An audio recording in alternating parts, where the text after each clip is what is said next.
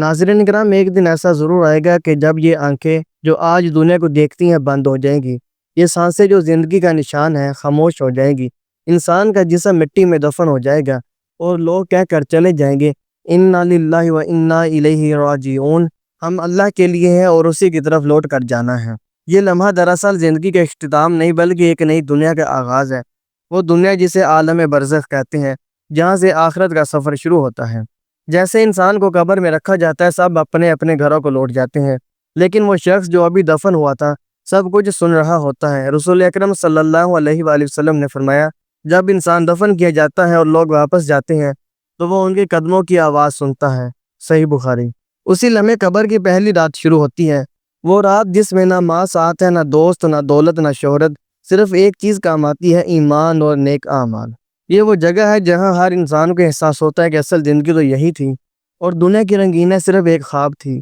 ناظرین، یہی وہ لمحہ ہے جس کے لیے ہمیں آج تیاری کرنی ہے، کیونکہ یہ قبر یا تو جنت کا باغ بنے گی یا جہنم کا گڑھا۔ اب بات کرتے ہیں کہ فرشتوں کا آنا اور قبر میں سوالات کیا ہوں گے۔ ناظرین کرام، جب انسان کو قبر میں دفن کر دیا جاتا ہے تب ایک ایسا لمحہ آتا ہے جسے کوئی زبان بیان نہیں کر سکتی۔ وہ خاموش قبر اچانک ایک نئی حقیقت کا دروازہ بن جاتی ہے۔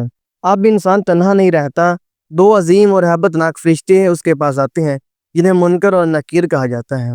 رسول اکرم صلی اللہ علیہ وآلہ وسلم نے فرمایا، جب بندہ قبر میں رکھا جاتا ہے تو دو فرشتے اس کے پاس آتے ہیں، اسے بٹھاتے ہیں اور سوال کرتے ہیں، تیرا رب کون ہے، تیرا دین کیا ہے، اور یہ شخص یعنی محمد صلی اللہ علیہ وآلہ وسلم جو تمہارے درمیان بھیجے گئے ان کے بارے میں کیا کہتا ہے۔ سنن نبی داؤد۔ یہ تین سوالات آسان لگتے ہیں، لیکن ناظرین یہ وہ امتحان ہے جہاں زبان نہیں بولے گی بلکہ دل اور اعمال جواب دیں گے۔ دنیا میں جس نے ایمان کے ساتھ زندگی گزاری، نماز، روزہ، صدقہ اور سچائی کے ساتھ اپنے رب کو یاد رکھا، اس کی قبر نور سے بھر دی جائے گی اور وہ اطمینان سے کہے گا، ربی اللہ، کہ میرا رب اللہ ہے، دینی الاسلام، اور میرا دین اسلام ہے، ورسولی محمد صلی اللہ علیہ وسلم، اور میرے رسول محمد صلی اللہ علیہ وآلہ وسلم ہے۔ تب فرشتے خوش ہو کر کہیں گے، جا سو جا، اللہ نے تجھ پر اپنی رضا نازل کر دی۔ قبر میں اس کے لیے جنت کا دروازہ کھول دیا جائے گا، خوشبودار ہوائیں چلیں گی اور ایک نرم بستر بچھا دیا جائے گا۔ لیکن ناظرین، جس نے دنیا میں غفلت میں وقت گزارا، نماز کو بھلا دیا، اللہ کو یاد نہ کیا، اس کے لیے یہی سوالات قیامت بن جائیں گے۔ وہ کہے گا، ہائے افسوس، میں نہیں جانتا۔ تو فرشتے کہیں گے، نہ تو نے جاننا چاہا نہ تیاری کی۔ پھر اس کی قبر تنگ کر دی جائے گی اور اس پر عذاب کی ایک کھڑکی جہنم کی طرف کھل جائے گی۔ ناظرین اکرام، یہی وہ لمحہ ہے جو طے کرتا ہے کہ قبر جنت کا باغ بنے گی یا دوزخ کا گڑھا۔ اب بات کرتے ہیں قبر کی راحت اور عذاب پر۔ ناظرین اکرام، قبر دراصل آخرت کا پہلا زینہ ہے۔ نبی کریم صلی اللہ علیہ وآلہ وسلم نے فرمایا، قبر آخرت کے منازل میں سب سے پہلی منزل ہے۔ اگر انسان اس میں کامیاب ہو گیا تو آگے کے مراحل آسان ہو جائیں گے، اور اگر یہاں ناکام ہوا تو آگے سب کچھ مزید سخت ہوگا۔ جامع ترمذی۔ ناظرین، جب ایمان والا بندہ صحیح جواب دے دیتا ہے تو فرشتے اسے کہتے، سو جا اس طرح جیسے دلہن سوتی ہے۔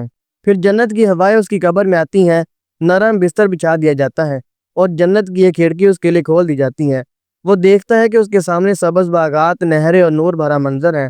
اس کی روح اطمینان سے کہتی ہے، اے میرے رب، قیامت جلد لے آ تاکہ میں اپنی جنت میں جا سکوں۔ لیکن ناظرین، جس نے دنیا میں اللہ کو یاد نہ کیا، نماز چھوڑ دی، جھوٹ بولا، ظلم کیا، جب وہ جواب نہیں دے پاتا تو فرشتے غضبناک ہو کر کہتے ہیں، تو نے نہ سمجھا نہ تیاری کی۔ پھر زمین کو حکم دیا جاتا ہے، اسے دبا دے۔ تو قبر اتنی تنگ ہو جاتی ہے کہ اس کی پسلیاں ایک دوسرے میں گھس جاتی ہیں۔ پھر جہنم کی ایک کھڑکی کھول دی جاتی ہے جہاں سے آگ اور دھواں اس تک پہنچتا ہے۔ وہ چیختا ہے مگر اسے سننے والا کوئی نہیں ہوتا۔ ناظرین کرام، قبر نہ اندھیری ہے نہ روشن، وہ انسان کے اعمال سے جگمگاتی یا جلتی ہے۔ یہی وہ جگہ ہے جہاں سچائی، نماز، قرآن اور نیکی روشنی بن کر ساتھ دیتے ہیں، اور یہی وہ مرحلہ ہے جہاں غفلت اور گناہ اندھیرا بن جاتے ہیں۔ ناظرین اکرام، اب بات کرتے ہیں نیک روح کی راحت اور گناہ گار کی چیخوں پر۔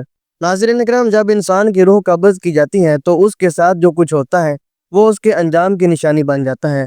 اللہ کے نیک بندے جب دنیا سے رخصت ہوتے ہیں تو ان کے چہروں پر عجب سکون اور مسکراہٹ ہوتی ہے۔ حدیث مبارکہ میں آتا ہے کہ جب مومن کی روح نکلتی ہے تو آسمان کے دروازے اس کے لیے کھل جاتے ہیں، فرشتے نورانی چہروں کے ساتھ آتے ہیں، ان کے ہاتھوں میں جنت کا کفن اور جنت کی خوشبوئیں ہوتی ہیں۔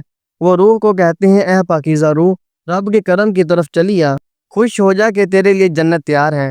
پھر وہ روح جسم سے ایسے نکلتی ہے جیسے پانی مشک سے بہہ جاتا ہے۔ آسمان تک پہنچتے ہی تمام فرشتے اس روح کو خوش آمدید کہتے ہیں اور اس کا نام علیین میں لکھ دیا جاتا ہے، یعنی نیک روحوں کی فہرست میں۔ پھر اسے قبر میں لایا جاتا ہے، جہاں قبر اسے کہتی ہے آ جا، تو میرے لیے محبوب تھا، میں تیرے ساتھ نرمی سے پیش آؤں گی۔ پھر قبر باغ جنت کا ایک ٹکڑا بن جاتی ہے، نرم بستر، خوشبو، روشنی اور امن، یہی اس نیک روح کی دنیا ہوتی ہے۔ وہ اللہ کی حمد کرتا ہے، فرشتوں سے بات کرتا ہے اور اپنے رب کے دیدار کی تمنا میں مسکراتا رہتا ہے۔ لیکن ناظرین، جب گناہ گار یا کافر کی روح نکلتی ہیں تو فرشتے غضبناک ہو کر آتے ہیں۔ ان کے ہاتھوں میں آگ کے کپڑے اور سخت لوہے کے ہتھیار ہوتے ہیں۔ وہ روح کو کہتے ہیں اے ناپاک روح، بدن سے نکل، اللہ کے غضب کی طرف جا۔ پھر وہ روح جسم سے ایسے کھینچی جاتی ہے جیسے کانٹے دار شاخ گیلے اون سے نکالی جاتی ہیں۔ آسمانوں کے دروازے اس کے لیے بند کر دیے جاتے ہیں اور اس کا نام سجین میں درج کیا جاتا ہے، یعنی گناہ گار روحوں کی فہرست میں۔ پھر اسے قبر میں لایا جاتا ہے، جہاں زمین اسے کہتی ہے کہ تو میرے لیے ناپسندیدہ تھا، میں تجھے سختی سے تھام لوں گی۔ پھر قبر جہنم کے گڑھے کی طرح بن جاتی ہے، جہاں اندھیرا، آگ، خوف اور فریادوں کی گونج ہوتی ہے۔ ناظرین اکرام، یہی ہے وہ منظر جس کے بارے میں قرآن میں اللہ فرماتا ہے جو ایمان لائے ان کے لیے سکون ہے اور جو کافر ہے ان کے لیے سخت عذاب۔ اب قبر کی زندگی پر گفتگو کرتے ہیں۔ ناظرین کرام، جب انسان اپنی قبر میں رکھا جاتا ہے تو اس کی روح واپس لوٹائی جاتی ہے، تو وہ سنتا ہے لوگوں کے قدموں کی چاپ جو اسے دفنا کر واپس جا رہے ہوتے ہیں۔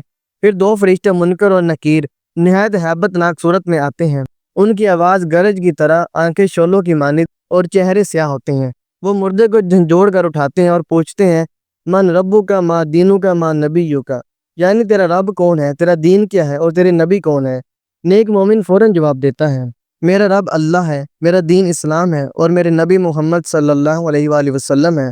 فرشتے کہتے ہیں تو نے سچ بولا، سو جا آرام سے۔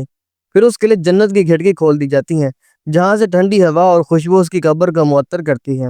قبر کہتی ہے میرے اندر سکون سے سو جا، جیسے دلہن اپنے شوہر کے انتظار میں آرام کرتی ہے۔ وہ اپنے رب کی رحمت میں محو ہو جاتا ہے اور قیامت تک اسے یہی راحت نصیب رہتی ہے۔ لیکن ناظرین، اگر وہ کافر یا گناہ گار ہوتا ہے تو فرشتے سختی سے چیخ کر پوچھتے ہیں تیرا رب کون ہے۔ وہ گھبراہٹ میں کچھ کہہ نہیں پاتا۔ فرشتے چیختے ہیں تو نے جھوٹ بولا۔ پھر اس پر لوہے کا ہتھوڑا مارا جاتا ہے، جس کی آواز زمین و آسمان کے درمیان ہر مخلوق سنتی ہے سوائے انسان اور جنات کے۔ قبر تنگ ہو جاتی ہیں، ہڈیاں ایک دوسرے میں پیوست ہو جاتی ہیں اور آگ کی کھڑکی کھلتی ہے جس سے گرمی اور بدبو قبر کو جہنم کا گھڑا بنا دیتی ہے۔ ناظرین کرام، یہی قبر کی زندگی ہے، جہاں ایمان والا سوتا نہیں بلکہ آرام کرتا ہے اور گناہ گار جاگتا نہیں بلکہ تڑپتا ہے۔ قیامت تک وہ اپنے انجام کا انتظار کرتا رہتا ہے۔ اب بات کرتے ہیں قیامت کی صبح اور قبر سے اٹھنے کا لمحہ کیسا ہوگا۔ ناظرین کرام، سوچیے جب سور پھونکا جائے گا، پہاڑ ریزہ ریزہ ہو جائیں گے، زمین لرز اٹھے گی اور قبریں پھٹ جائیں گی، ہر روح اپنے جسم میں واپس آئے گی اور لوگ قبروں سے نکلیں گے، کوئی نور کے ساتھ، کوئی اندھیروں میں۔ مومن خوش ہوں گے کہ ان کا رب ان سے راضی ہے، جبکہ گناہ گار کانپتے ہوئے کہیں گے ہائے افسوس، یہ کس دن کے لیے ہمیں اٹھایا گیا۔ فرشتے پکاریں گے یہ وہ دن ہے جس کا وعدہ تمہیں دیا گیا تھا۔ جو شخص دنیا میں اللہ اور اس کے نبی صلی اللہ علیہ وآلہ وسلم کو مانتا رہا، اس کے لیے قبر جنت کا دروازہ بن جائے گی، اور جو منہ موڑ گیا اس کے لیے یہی قبر دوزخ کا گڑھا بن جائے گی۔ ناظرین، آج سوچ لیجئے ہماری قبر کس سمت کا دروازہ بنے گی۔ اگر آپ بھی چاہتے ہیں کہ یہ پیغام مزید دلوں تک پہنچے تو اس ویڈیو کو شیئر کریں اور چینل کو سبسکرائب ضرور کریں، تاکہ ہم سب مل کر ایمان کی روشنی پھیلائیں۔ آمین ثم آمین۔